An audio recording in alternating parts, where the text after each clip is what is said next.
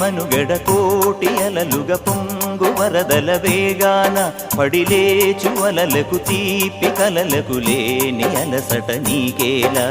నల్ల నల్ల నీళ్లలోన ఎల్లకిల్ల పడ్డట్టున్న అల్లో మల్లో ఆకాశాన చుక్కల్లు అమ్మాయంటి జాబిల్లమ్మ అబ్బాయంటి సూర్యుడమ్మ ఇంటి దీపాలవ్వాలంట దిక్కుళ్ళు ఎవరికి వారే